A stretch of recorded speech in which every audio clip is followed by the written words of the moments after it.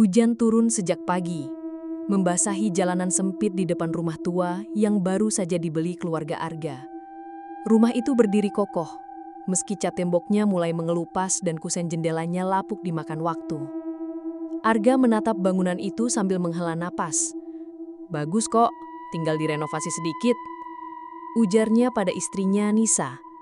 Namun pandangan Nisa terus tertuju ke jendela lantai 3 yang sebagian kacanya retak. Ia merasa seperti ada yang berdiri di baliknya, mengawasi. Malam pertama berjalan tenang. Sampai sekitar pukul 1 dini hari, Arga terbangun oleh suara samar. "Kembalikan, milikku." Suara itu seperti datang dari arah atas, dari lantai 3 yang belum pernah mereka masuki karena tangganya rapuh. Arga mencoba memejamkan mata lagi, menganggap itu mimpi. Tapi suara itu terdengar lagi, lebih jelas. Kali ini disertai langkah pelan. 1, 2, 3. Berhenti tepat di atas kamar mereka. Nisa yang juga terbangun memegang tangan Arga erat. "Kamu dengar itu?" bisiknya. Arga menatap langit-langit. Langkah itu kini terdengar menjauh. Lalu, pintu di atas berderit tertutup sendiri. Mereka saling berpandangan. Tidak ada yang berani bicara lagi. Di luar, hujan masih turun tapi entah kenapa, lantai 3 terasa lebih bising daripada badai di luar sana. Pagi harinya Nisa duduk di meja makan sambil memegang cangkir kopi yang sudah dingin. Matanya sayu. Semalaman ia tidak tidur. "Kita harus lihat ke atas," ucapnya pelan. Arga menoleh ke arah tangga tua yang menuju lantai 3. Kayu di beberapa anak tangga terlihat patah, dan debu tebal menutupi setiap sudut. Dari bawah, lantai 3 hanya terlihat sebagai lorong gelap yang ujungnya tertutup pintu kayu berwarna merah pudar. Dengan senter di tangan, Arga melangkah. Tangga itu berderit di setiap pijakan. Nisa mengikut dari belakang meski hatinya terus berdebar. Saat mereka sampai di tengah tangga, suara itu terdengar lagi. Lebih dekat, seperti tepat di telinga mereka. "Kembalikan." Nisa spontan menoleh, tapi tidak ada siapa-siapa. Arga mencoba membuka pintu merah di atas tapi terkunci rapat. "Kita perlu kunci," katanya sambil mundur. Namun, sebelum mereka turun, Nisa melihat sesuatu di celah pintu. Bukan cahaya, bukan bayangan, melainkan mata. Sepasang mata pucat yang tidak berkedip menatap lurus ke arahnya.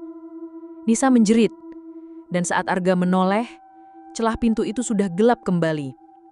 Mereka turun terburu-buru, tapi di tengah langkah, papan tangga patah. Arga hampir terjatuh. Di tengah kepanikan itu, mereka mendengar suara lain dari atas.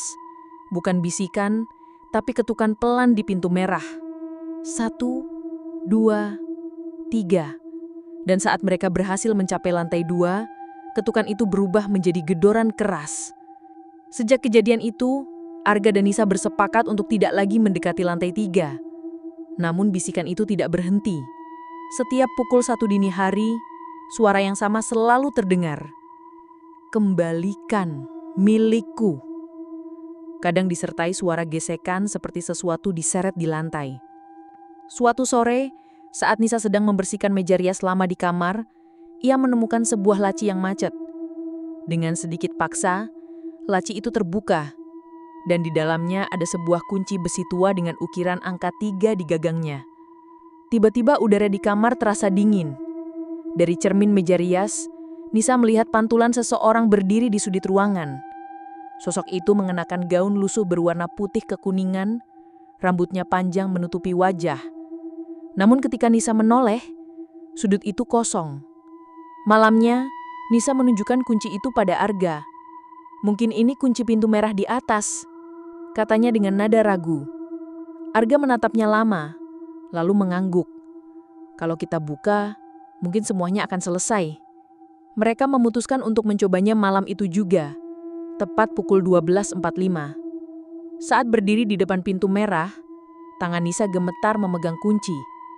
Tapi sebelum ia sempat memutarnya, bisikan itu terdengar lagi. Kali ini sangat jelas di belakang mereka.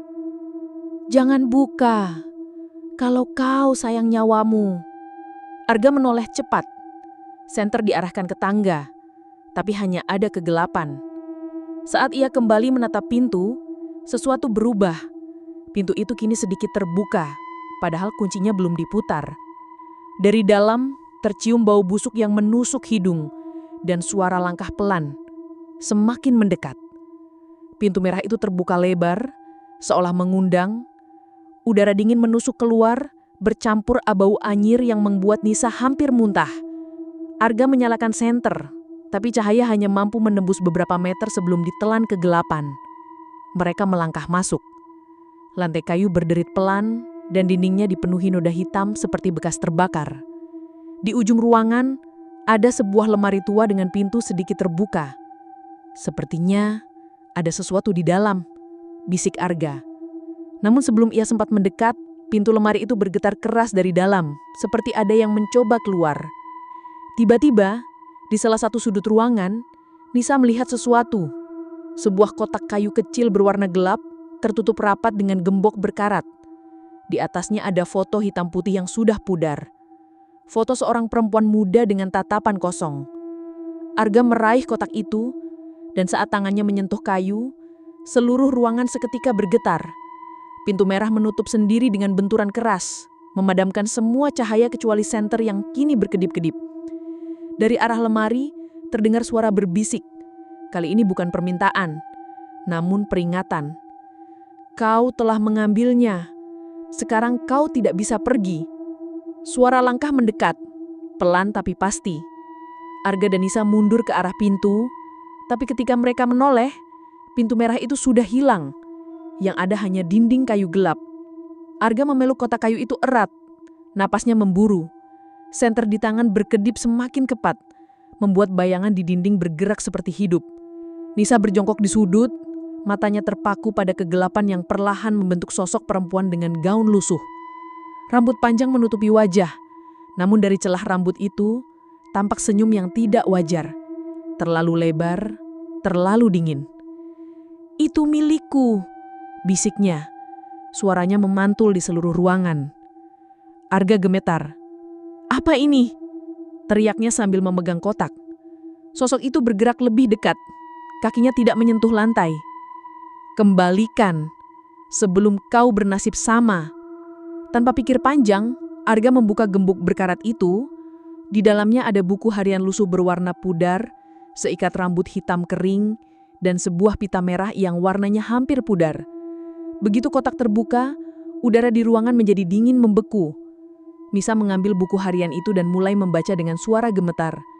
Isinya bercerita tentang seorang gadis bernama Sari yang disekap di lantai 3 puluhan tahun lalu oleh pemilik rumah sebelumnya. Ia meninggal di sana, dan barang-barang itu adalah sisa terakhir hidupnya. Saat halaman terakhir dibaca, sosok perempuan itu kini berdiri tepat di depan mereka. Matanya kosong, tapi dari pipinya mengalir air mata hitam. Terima kasih. Sekarang, kalian yang di sini. Senter Arga padam total. Ruangan menjadi gelap gulita. Ketika lampu rumah menyala keesokan paginya, lantai 3 kosong. Tidak ada kotak, tidak ada jejak mereka. Namun dari jendela retak lantai 3, terlihat 2 bayangan baru berdiri di sana. Menatap keluar, diam, seolah menunggu penghuni berikutnya.